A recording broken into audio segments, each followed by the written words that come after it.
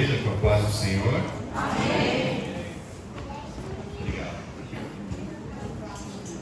Deus já falou conosco, né? Louvores, oportunidades, e ali eu fiquei constrangido de uma forma muito bonita, com essa responsabilidade maravilhosa que eu tenho aqui ao lado de vocês. Peço que a amada igreja abra na segunda carta aos Coríntios, capítulo 10, versículo do 3 ao 5. Aleluia. Amém. Glória a Deus. Glória a Deus. Aleluia, grandioso és tu, Pai. 2 Coríntios, capítulo 10, versículo 3 ao 5. Glória a Deus. Aleluia. Aleluia. Lá.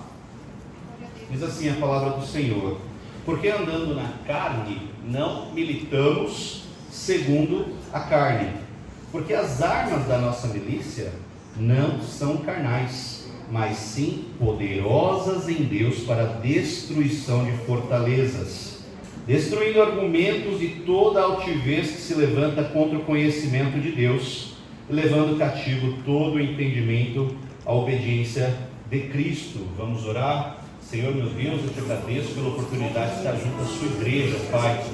Ô Senhor, coloque em meu coração, em minha mente, em minha boca, tudo aquilo que o Senhor tem preparado. E também, Senhor, prepare o coração da sua igreja, para sim, Senhor, como o Senhor disse, que essas palavras possam ser gravadas e consultadas sempre que necessário, Pai. Senhor Jesus, amém.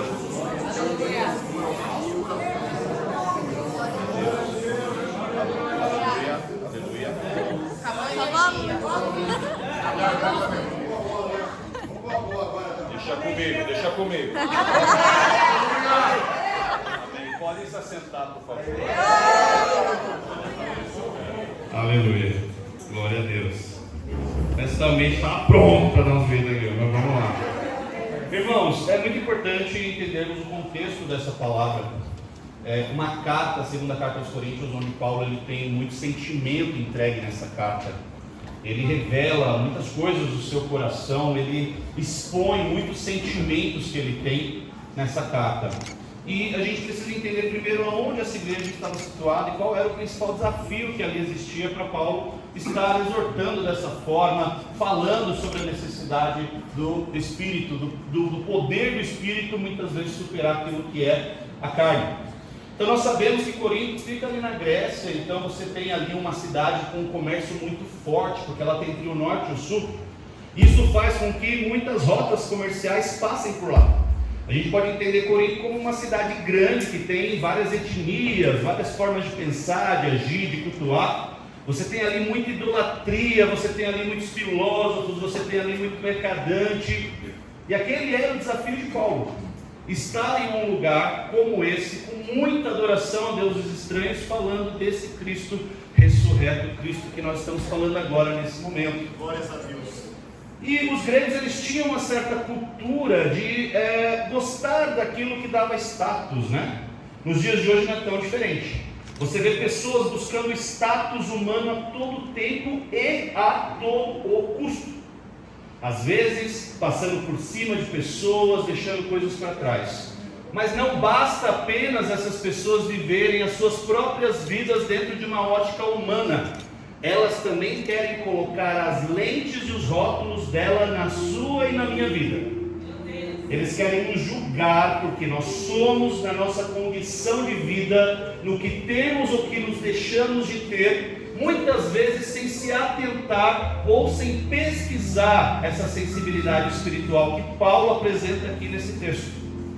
E muitos crentes estão gastando uma energia gigantesca para tentar provar para o mundo que são capazes de alguma coisa, quando aquilo que já foi provado está na cruz e ressuscitado, aguardando para nos entregar a nossa coroa.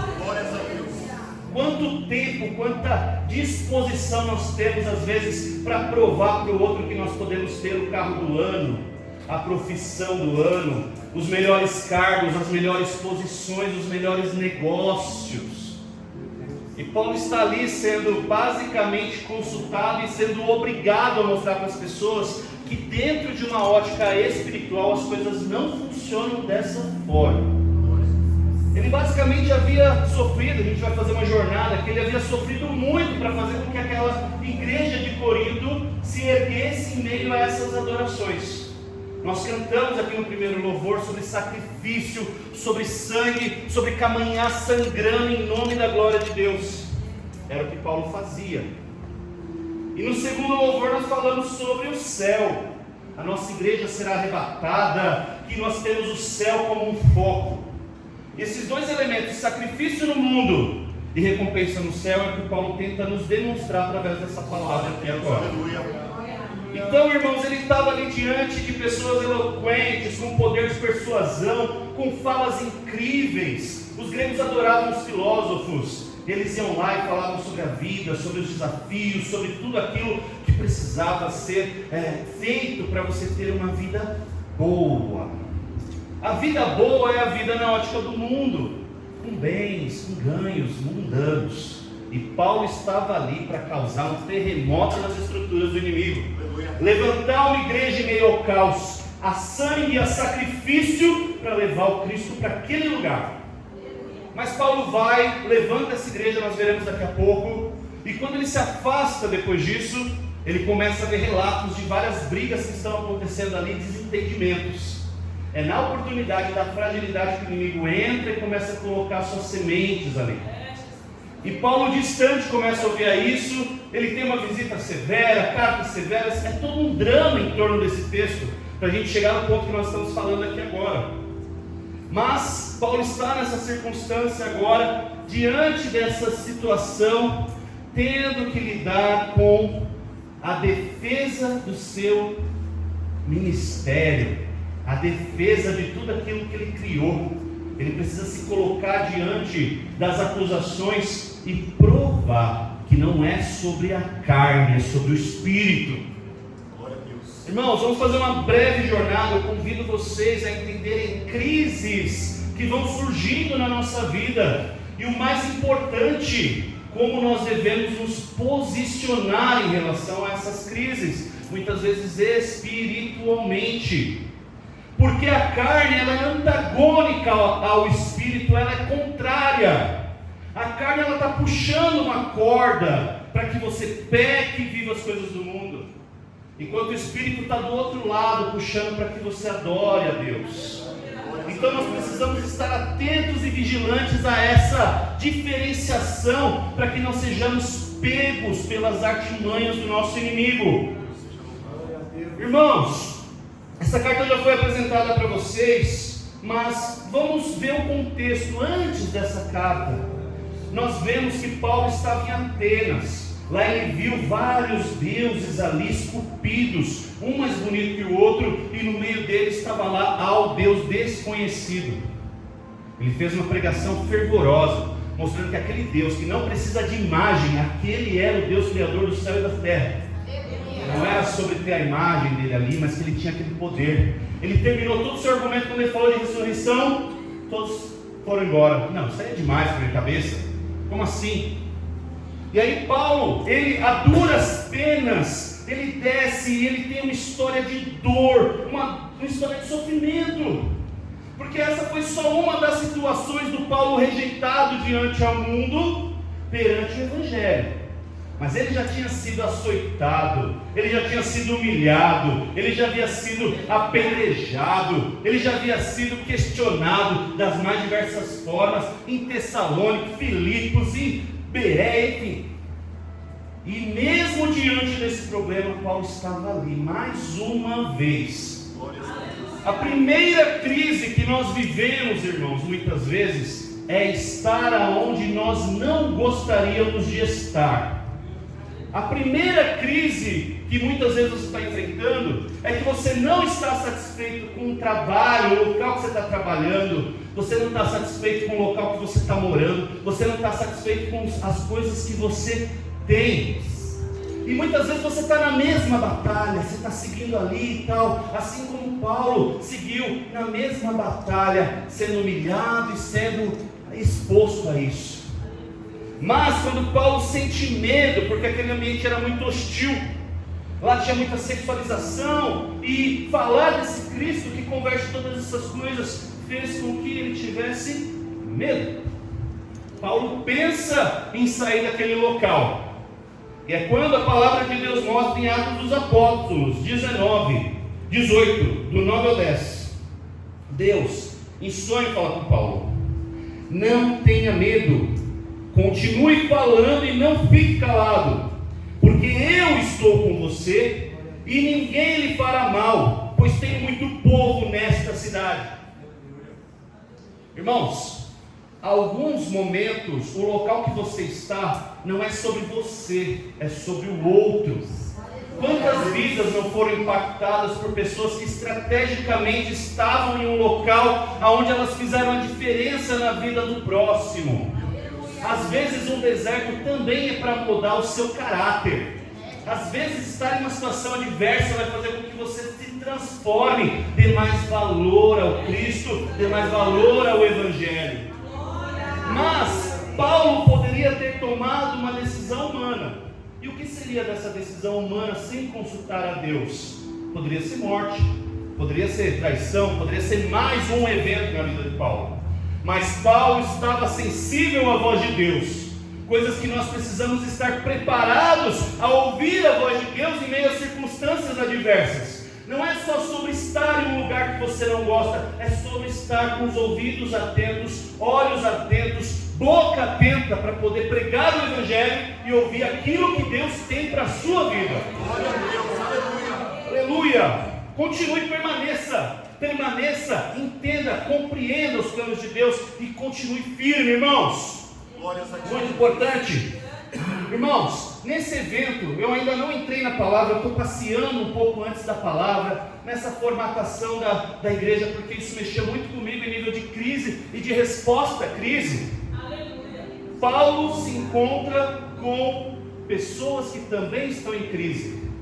Áquila e Priscila, eles estão fugindo de um decreto romano, de que um tal de Christos está causando um belo alvoroço ali na região deles, então vai embora.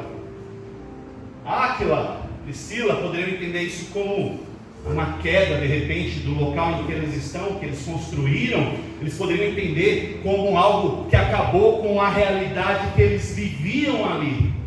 Mas quando eles saíram dali e se deslocaram para Corinto, eles encontram Paulo. Por um acaso, dos vários acasos que acontecem aqui na igreja, às vezes, né? Por um acaso, Priscila e Áquila faziam tendas como Paulo também. Eles moraram juntos e aprenderam sobre Cristo, aprenderam sobre o Evangelho. Áquila e Priscila se tornaram grandes evangelizadores, líderes de uma igreja. Mas eles saíram do conflito, do caos. Isso representa, irmãos, que às vezes até no meio de um conflito, Deus provém aquilo que você precisa para seguir em frente na obra dele. Irmãos, não é sobre só prover o alimento, pois eles se uniram. Eu acho que nos dias de hoje eu diria que eles abriram uma empresa juntos, começaram a fazer negócios, ganhar dinheiro, começaram a ter recursos para eles se sustentarem. É muito maior do que isso. Deus não só proveu o alimento para eles, proveu pessoas. Assim como os departamentos muitas vezes estão sofrendo, e quando vê, você tem um baterista ótimo ali, já entrou para a mídia de tabela, você já tem ali nos missionários, o pessoal se erguendo, se levantando. Glórias a Deus. Por quê? Porque a nossa igreja teve a percepção de entender que estava vivendo uma crise, e agora era a hora de interceder pelos departamentos, agora era a hora de interceder pelas crises, agora era a hora de colocar o joelho no chão, sacrificar-se para ter respostas de Deus e não dos homens. Como é bom nós vermos o nosso fruto, dando fruto e dando fruto. Porque eu e a minha esposa estivemos em uma igreja muito boa. Aprendi muito, viu? Sobre ganhar dinheiro, consultar minhas dívidas, alinhar ali minha vida para os padrões daquilo que era necessário fazer. Mas um momento eu falei para ela: o que está faltando aqui, Letícia? Tem algo estranho, cara. Tem algo muito estranho acontecendo. Como eu já falei no meu testemunho, eu vim aqui, vi o pastor Vanderlei, tomei lapada e voltei para casa. Olha, eu acho que tem a ver com isso. Não foi bastante, irmãos, não foi. Irmãos, dói. E eu me emocionei muitas vezes pensando nessa palavra. Aleluia.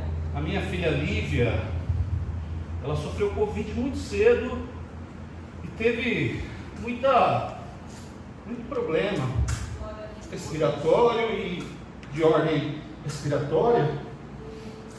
E aquilo tomava a gente de uma forma assim muito difícil.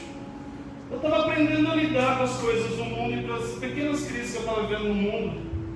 Mas eu ainda não conhecia o Deus que cura, que sara, que salva, que cuida. Glória a Deus, aleluia. Faltava alguma coisa. Faltava, eu pagava o melhor convênio, o melhor mais caro. O melhor mais caro. E para mim aquilo era o suficiente, porque tinha tecnologia lá, né? Poderia avaliar o peito com mão dela, os problemas que ela estava vivendo. O dinheiro não resolve isso. Não deveria resolver.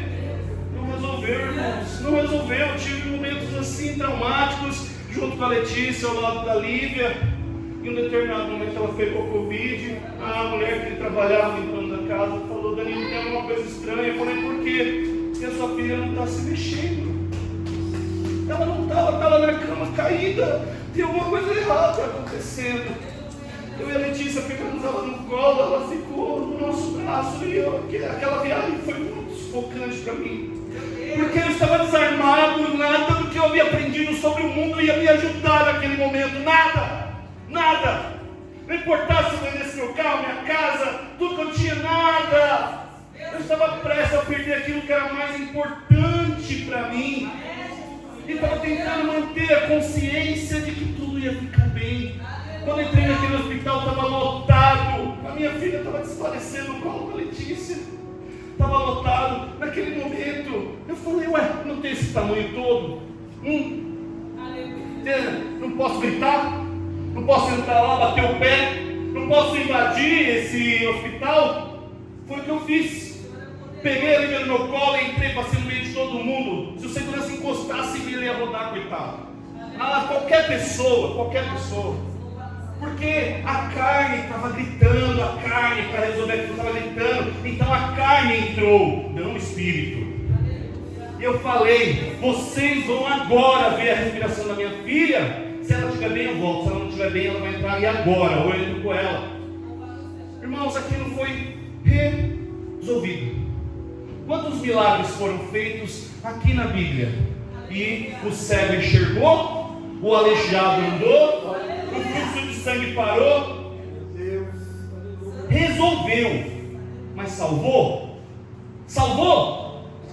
O que adianta resolver e não salvar? Isso ficou batendo em mim. Falei: eu preciso conhecer esse Deus que salva. Foi quando, aqui, olha, a Prisciliato, a Toninho e Jussara ofereceram missionários dessa casa para ir lá em casa, no meu ceticismo, com o pastor Afonso que esteve lá, e no meu ceticismo, achando: acho que não vai dar em nada ainda. Deus curou a Lívia. Deus curou a Lívia.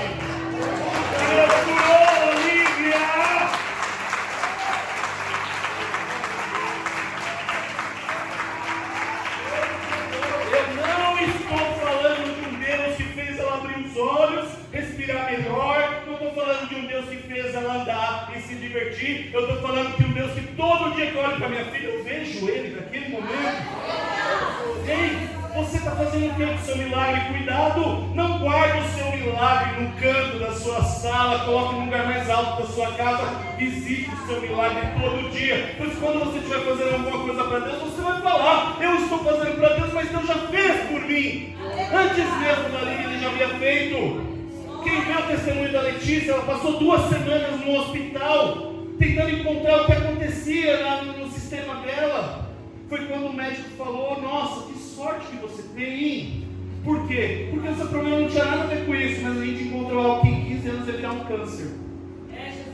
Não, irmãos, essas são respostas de, primeiro, ande ao lado de pessoas que cuidam dessa sua força espiritual e te apresentam Deus. Depois, no meio de uma crise como foi com a Letícia, aprendam a esperar Deus agir como Ele agiu.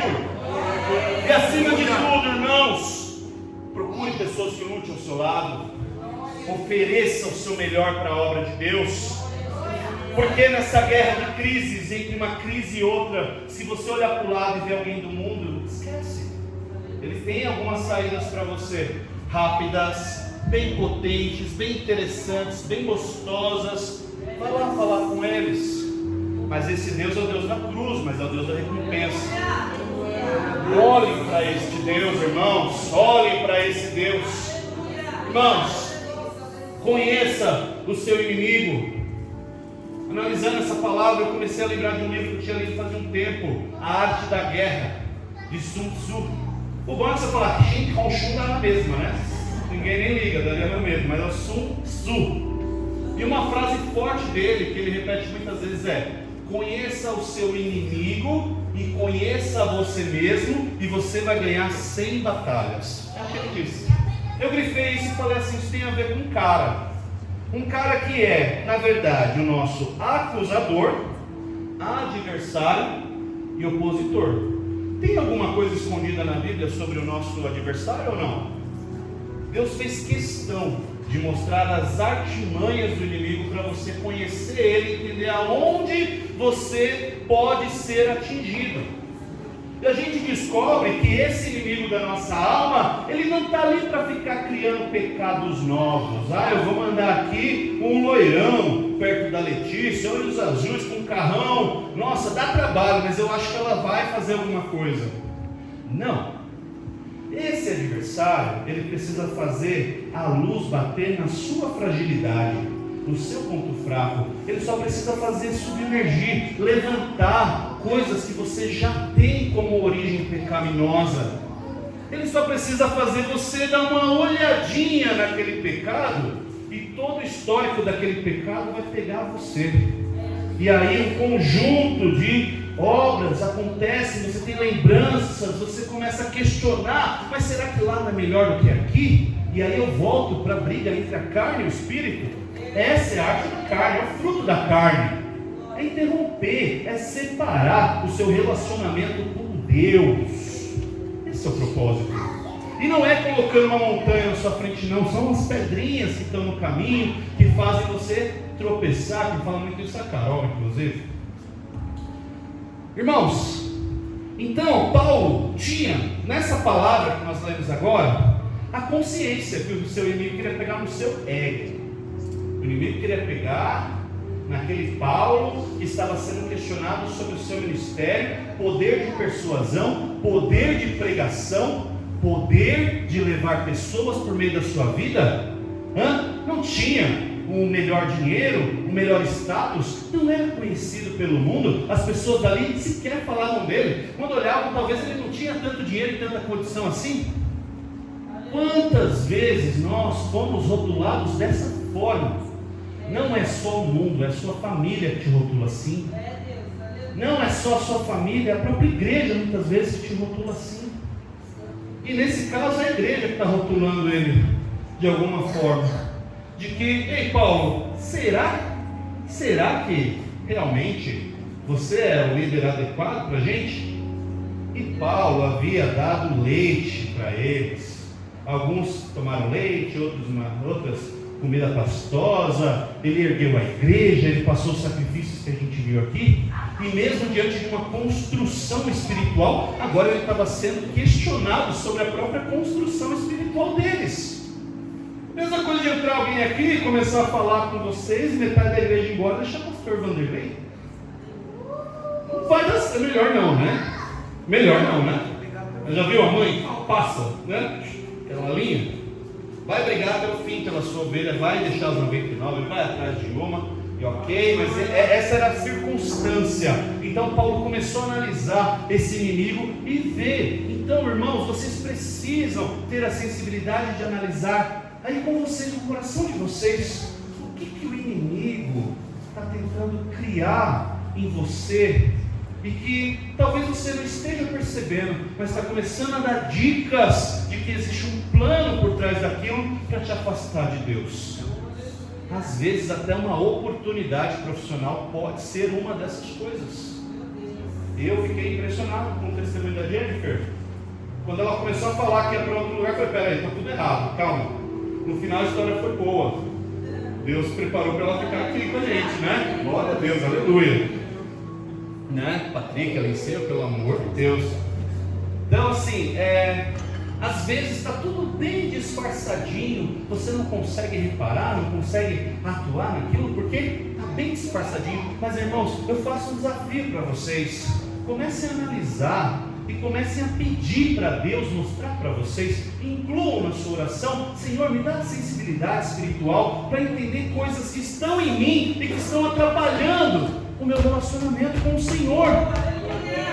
Pois sem que o Senhor haja em mim, eu não vou conseguir. Sabe por quê? Porque como aquela palavra diz, né? Se o diabo tentou enganar até Jesus, imagina você que é bobão, né? Então é isso. Então peça para Deus. Ó, Elisa, você lembrou, né? Você que mandou isso para mim. Então peça para Deus abrir os seus olhos espirituais, seus ouvidos, seu coração para entender essas coisas, irmãos.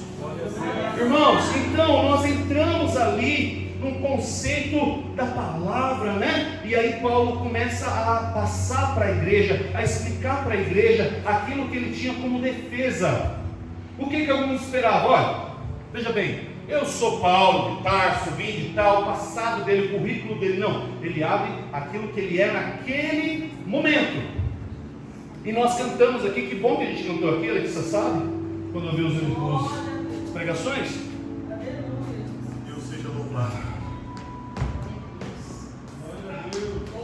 Eu e a Letícia tínhamos um grande sonho, né? Viajar para os Estados Unidos. Ela fez todo lá o trâmite, conseguimos o visto, fomos visitar a tia dela lá em Washington, e a gente foi com uma expectativa gigantesca. Nossa, meu Deus, se hot dog, que é cachorro quente no Brasil, as pessoas chamam de hot dog, imagina como é nos Estados Unidos, hein? Nossa, deve ser legal. Porque aqui no Brasil a pessoa coloca: quer 3 salsichas? 3 salsichas. Quer batata palha? Batata palha. Tá, você quer milho? Milho. Quer paçoca? Põe paçoca. É assim, no Brasil é assim. Você quer colocar isso aqui que está no chão? Coloca, por favor, não tem problema não. Eu falei, mas lá vai ser incrível, porque a gente vai para a raiz, vai pegar o lanche real, né? Irmãos, que decepção. Nossa, ela lembra. Enquanto a gente pegava o pão, ele esfarelava na mão, isso pra boca. A salsicha era uma coisa estranha assim e tal, e a gente não entendeu. Eu falei, calma, tá tudo em ordem, vamos pro McDonald's, que qualquer lugar McDonald's é McDonald's. Não. 2 hambúrgueres, 3 alfaces, 3 molhos de passeio, pronto, aqui só. Eu falei, cadê o Trust, o Big Trust, o Mega Trust, o Plus Trust? Não tem. Eu falei, eu tô tendo abstinência, eu tô precisando descer a rua, pegar a esquina, descer a esquina assim e achar um açougue. Nossa, que vontade, que saudade, sei lá, não tem carne, não tem jeito nenhum, né? Eu falei, tô doido para pedir um patinho, né? 1 quilo de patinho, né? Please, 1 quilo. 1 quilo de patinho, meat, carne, duck, quack. Pensei comigo, não vou, já estava treinando na mente. Eu queria sair dali, queria andar só para pedir 1 quilo de carne, não consegui. A gente foi no Walmart, gastou sei lá quantos dólares lá em um pedaço de carne. Quando entregou a carne na mão da Evelyn, o primo dela falou, deixa que eu vou fazer um negócio maravilhoso para vocês. Ele foi com a minha carne lá na cozinha. Eu fiquei ansioso, mas a carne veio linda, brilhante. Eu peguei, cortei, quando eu dei aquela mordida, açúcar mascavo. Oh, irmãos, que dor. Eles comem com açúcar lá, ô pastor Afonso. Eu até pedi para te segurar aí, eu falasse isso, veio mais do pastor, do pão com linguiça.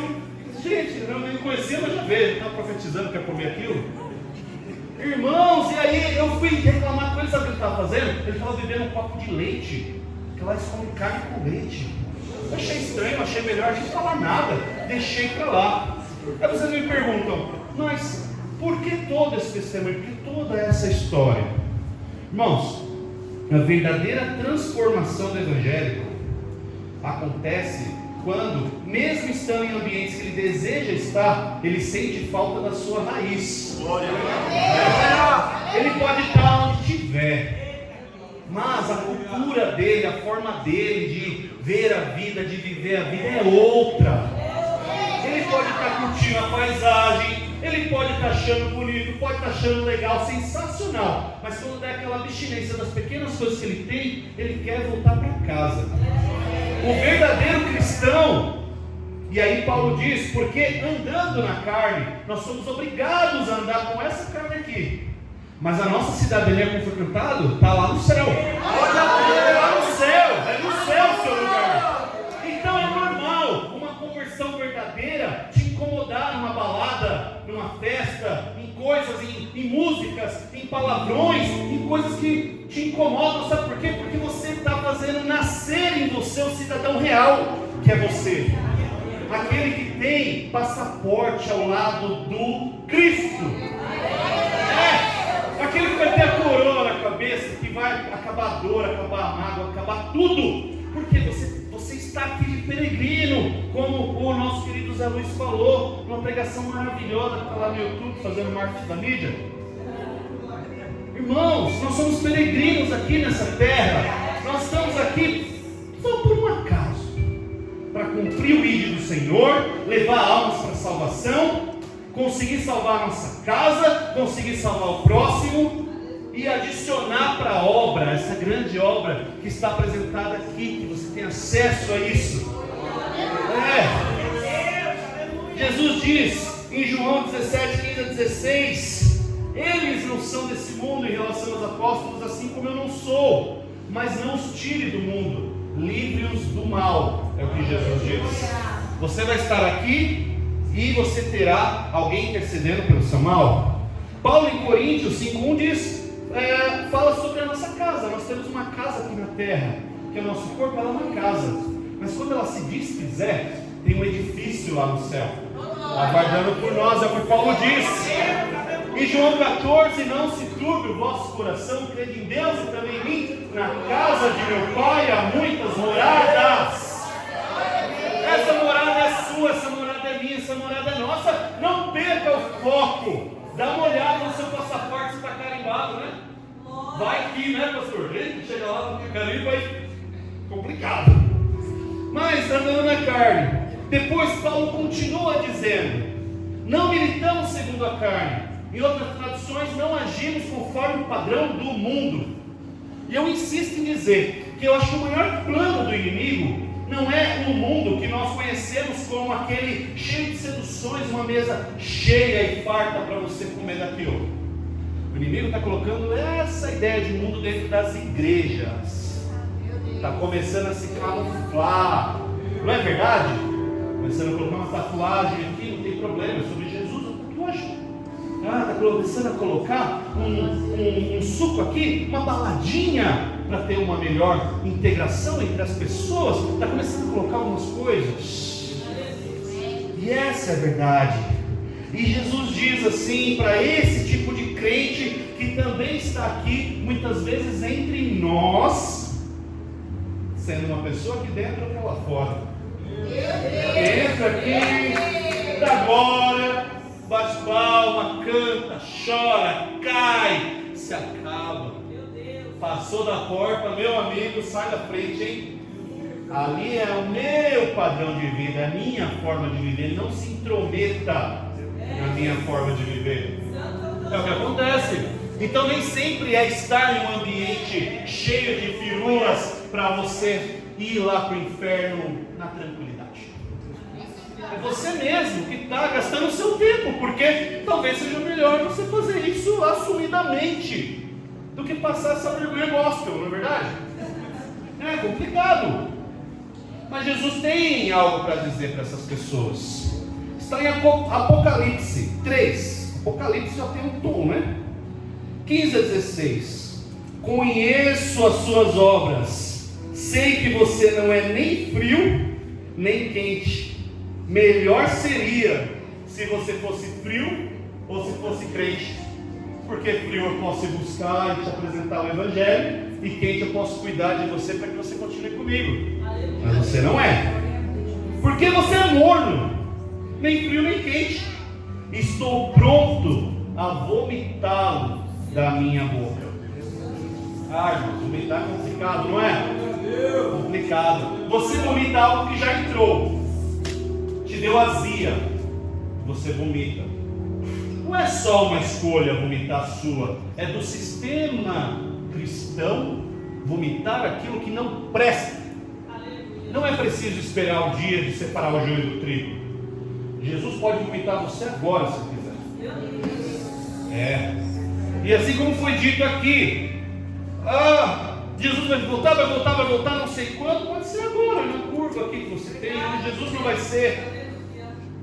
Mas se você tiver vomitado e o seu encontro for hoje, você falhou. Falhou enquanto cristão, falhou enquanto domingos, sábados, obras, o que quer que seja. Você falhou no meio do caminho, que é mais doloroso do que quem falha no começo. Nadou e foi vomitado, morreu no meio do caminho. Irmãos, não façam isso. Isaías diz: este povo me honra com os lábios, mas o seu coração está longe de mim.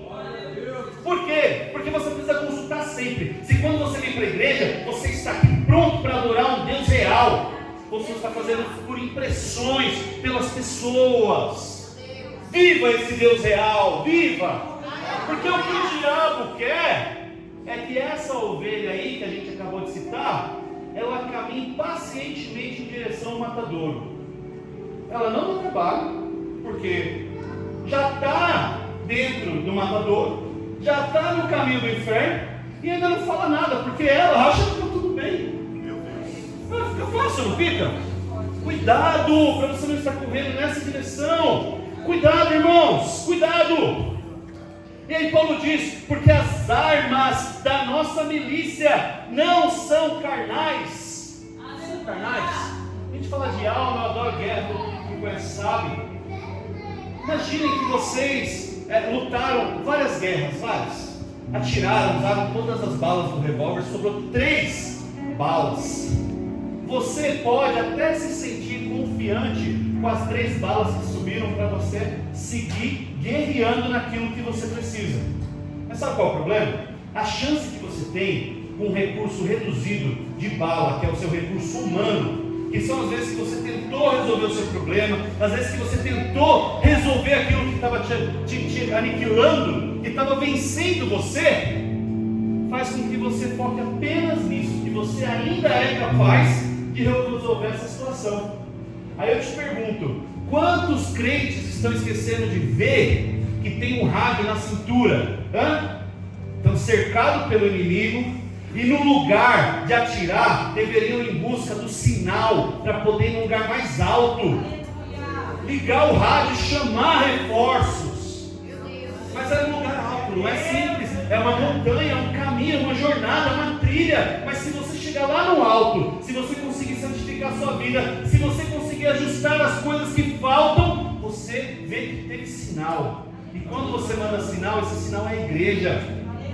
As nossas intercessoras, a irmã Inês, juntamente com todo o grupo de intercessoras, a igreja que é o seu hospital, que depois de ferido você vem aqui, ela te recupera, ele cuida das suas feridas, ele recupera a fratura exposta, recupera a respiração para você voltar para a batalha. Os missionários que estão no helicóptero, que içam você e te levam embora em segurança, eles entram nos lugares mais hostis e tiram você de lá e te levam para a igreja. A igreja é a estrutura que vai conseguir fazer com que você saia dessa guerra. Mas se você não pegar esse rádio, você não sai. O rádio é uma arma espiritual, é a oração, a consagração da sua vida, é o jejum, é a sua forma de lidar com as coisas que foram dadas a você como recurso. E às vezes o recurso mais improvável é aquele que é mais necessário para você. Letícia falou que a bomba do avião, quando eu contei isso para ela, ela falou que seria as intercessoras. Eu falei: sai da frente. Eu também gosto muito de fazer analogias com o ambiente ali animal, ainda nessa palavra sobre as armas da nossa milícia. A gente pensa no inimigo pegando a gente como um crocodilo. Primeiro, ele não quer aparecer, mas quando ele aparece é de uma vez, é para dar o bote, é para te levar. E ele não vai ficar ali brigando com você na terra. Ele vai primeiro te arrastar no mais profundo dos seus pecados, no mais profundo dos seus traumas, nos mais profundos do seu erro. E lá você afogado, você sem saber como sair daquilo. Aí sim, Ele não vai te devorar, Ele vai te estraçalhar primeiro.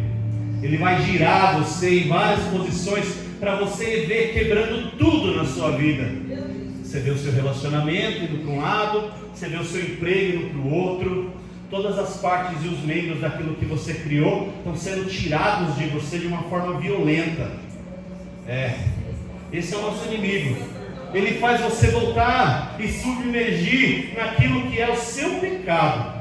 Você não se afoga em qualquer lugar não, você se afoga no seu pecado. Você se afoga nas águas profundas que você tem guardado dentro de você. Mas Ele te leva para lá, e lá que Ele acaba com você. Mas a comparação também, irmãos, com um crente que busca Deus, ele pode ser comparado a uma águia que pega a serpente do chão e leva ela para o céu. E no céu essa serpente não tem chance nenhuma, porque ali não é o habitat dela, ali ela não consegue usar os recursos que ela tem à disposição. Quando você leva as suas crises para o céu, ali é o ambiente onde Deus consegue prosperar suas armas contra o inimigo. É lá, Deus tira primeiro você de uma situação terrena, tira você primeiro das garras do pecado, te leva para um lugar onde Ele tem controle, e lá Ele acaba com esse pecado. Os demônios também podem representar hienas, que é quando um felino ele usa toda a energia para conseguir algo, uma presa. Você consegue todas as suas bênçãos com base em muito esforço. Só que você é rodeado por hienas ou outros bichos que vêm até o cheiro da sua vitória. Eles sentem o cheiro da sua vitória. O que eles querem agora? Eles querem se alimentar de você, das coisas que você ganhou. Isso pode ser um amigo, isso pode ser uma pessoa dentro do seu ciclo. O que você tem que fazer? Até as bênçãos que você tem, assim como os felinos, têm que ser levados para o alto da árvore. Ali os demônios não conseguem pegar. Até as suas conquistas devem ser elevadas a Deus. Glorifique tudo que você tem. Glorifique as coisas pequenas e as grandes da sua vida, porque você vai levar ela para um lugar alto, aonde o inimigo pode até tentar, mas não consegue te atingir, irmãos. Aleluia! Leve as suas batalhas. E aí a gente tem o Salmo 121, de 1 a 2, lindo. Levantei os meus olhos para os montes, de onde vem o meu socorro? O meu socorro vem do Senhor, que fez o céu e a terra. Levantei os meus olhos, olhei para o alto. Glória a Deus. Esse é um salmo de peregrinação. Quando eles faziam a peregrinação, corria risco de ter assaltos, corria risco de ter homicídios. E eles cantavam esse salmo dizendo: da onde vem o meu socorro? Meu socorro vem do Senhor.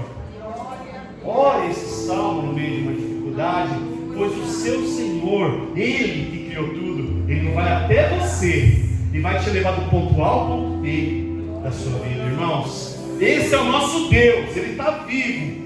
Ele está vivo. Aleluia.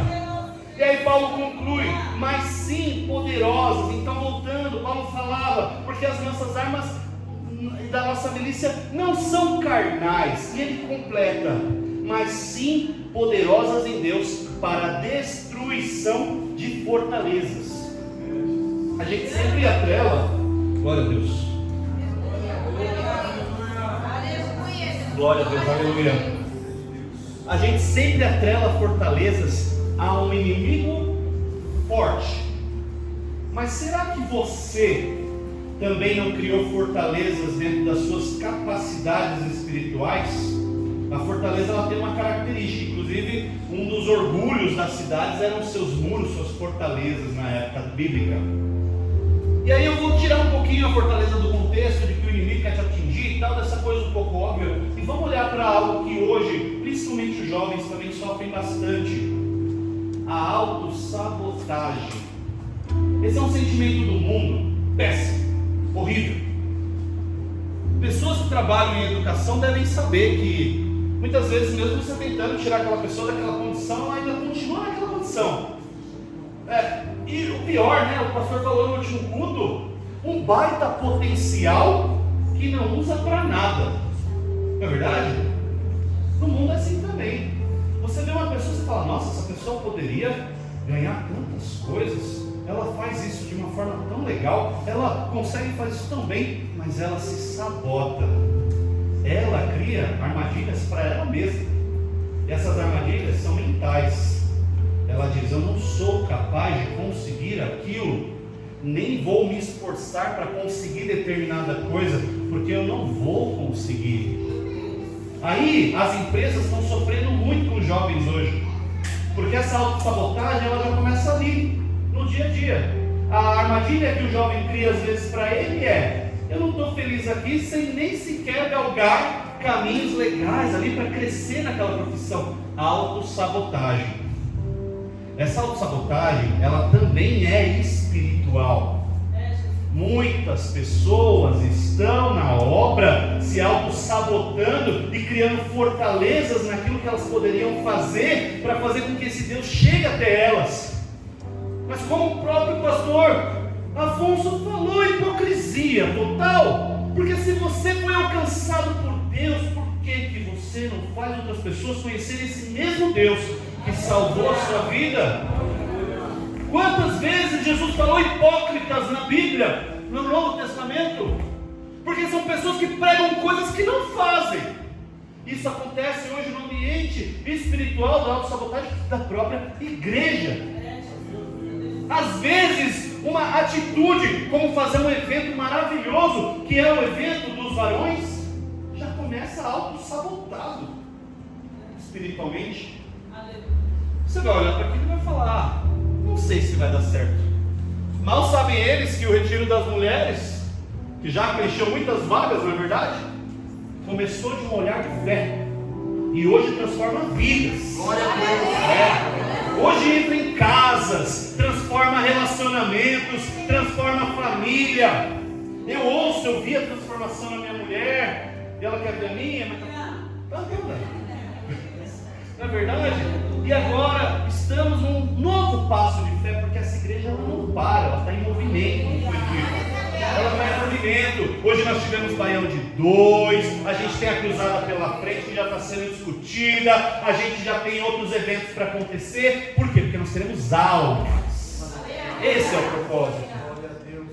Irmãos, para finalizar, irmãos, no final, esse versículo todo ele diz, destruindo argumentos e toda altivez que se levanta contra o conhecimento de Deus, e levando cativo todo o entendimento à obediência de Cristo. Eu peguei tudo isso aqui num bloco só, porque no final essa é a defesa que Paulo coloca ali de imediato. Ele fala, eu vou pegar tudo isso que vocês estão falando, essa altivez é o orgulho, essa altivez é como as pessoas estão achando que elas são, que na verdade elas não são. Eu vou pegar tudo isso daqui e eu vou levar para onde importa, para a luz da palavra de Deus. Eu vou levar para Cristo. É lá onde os meus olhos espirituais me mandam ir. É lá que Deus quer que eu leve esse conflito. É lá, eu não vou brigar carne com carne. Eu não vou fazer com que a minha carne prospere nessa situação. E muitas vezes, você mulher, você marido, começa uma discussão que vira ofensa, e o primeiro pensamento é, vou ofender também. Por quê? Ofender também porque ela me ofendeu. Não consegue dar um passo para trás e pensar assim, calma aí, isso não é sobre ela, é sobre o que o inimigo quer para a nossa vida. Você está num trânsito, você recebe uma ofensa e vai devolver a ofensa do mesmo jeito. Você não tem tempo de avaliar e falar, peraí, isso é sobre o carro, isso é sobre a situação, ou isso é sobre o que o inimigo quer na minha vida? Nós precisamos, irmãos, aguçar a nossa experiência espiritual, buscar mais Deus, justamente para ter essa sensibilidade e entender que nem tudo é porque você está brigando com o seu cônjuge, porque você está tendo resultados ruins na empresa, porque o seu chefe quer acabar com você. Nem tudo é isso. Algumas coisas você precisa ajoelhar na sua casa e pedir para Deus, para que Ele traga essa resposta, como foi falado aqui tantas vezes. É carne contra carne, carne contra carne. E o mesmo Paulo que está falando aqui com a gente, é um Paulo que, se quisesse usar os recursos da carne, meus irmãos, Paulo foi ensinado aos pés de Gamaliel, um grande sumo sacerdote, com conhecimento muito procurado, cidadania romana. Ele tinha condições ali de ganhar cargos altos no momento em que ele estava perseguindo os cristãos, justamente porque aquilo é o que os judeus queriam. Paulo poderia também conquistar um império com a sua empresa de tendas, mas ele diz aqui na carta, e finalizamos assim: eu, Paulo, estou me sacrificando para que o evangelho prospere. Não para que eu prospere, para que o evangelho prospere. Em determinado momento, ele chega a falar: não me interesso por jogar alicerces em lugares que já estão alicerçados. Eu quero ir para outro lugar. Eu quero levar a palavra de Deus para outro ponto. Não quero os aplausos que vocês querem que eu tenha aí, que eu me levante aí. Eu quero sair daqui e falar sobre Jesus ali, ali, ali e ali. Esse é o sentimento do cristão. Não é a necessidade de autoafirmação humana e também autoafirmação na igreja. A necessidade é contribuir com a obra, para que ela cresça, para que ela ganhe estrutura e para que ela alcance novas almas e novas vidas. Glória a Deus, aleluia. A dica do nosso general, que é Cristo, para os seus conflitos, está em Mateus 10:16, que diz: eis que vos envio como ovelhas ao meio de lobos, onde nós estamos aqui falando. Portanto, sede prudentes como as serpentes e inofensivos como as pombas. Quando Paulo é questionado se ele precisa fazer firulas ou falar como um filósofo, ou colocar aquelas roupas e falar daquele jeito, ele deixa bem claro que o que ele precisa fazer é falar do Cristo ressurreto. Aleluia. Se você quer evangelizar, fale do Cristo da cruz. Fale que ele veio ao mundo, vestiu-se de homem, morreu por mim, por você, foi para a cruz, lavou os seus pecados, ele está vivo agora, porque ele é a primícia da ressurreição, mas você virá depois dele. É isso que eu estou falando. Você não precisa criar muitas coisas no entorno dessa mensagem, porque o formato de Cristo é simples de colocar o seu conteúdo. Generoso, manso, cuidador, ele vai nos corações. Se nós pudéssemos hoje, fazer uma forma de bolo em formato de cruz, a pergunta que fica para as cozinheiras de plantão é: quem muda? É a forma que muda para entrar o seu conteúdo? Ou o conteúdo que muda para entrar na forma? Cristoforme, uma vida cristoforme, uma vida ligada a Cristo, faz com que você se formate para caber na cruz. Glória a Deus. É isso, irmãos, guardem isso para vocês. Vivam uma vida dentro do modelo cristão. Vocês não vão conseguir, talvez não tão perfeitamente, mas tentem, porque todos os dias as misericórdias do Senhor são renovadas na minha e na sua vida, para te ouvir novamente, para cuidar de você novamente e para fazer de você um homem de Deus com passaporte garantido para o céu. E assim eu agradeço a minha rica oportunidade, as palmas agradecem ao Senhor.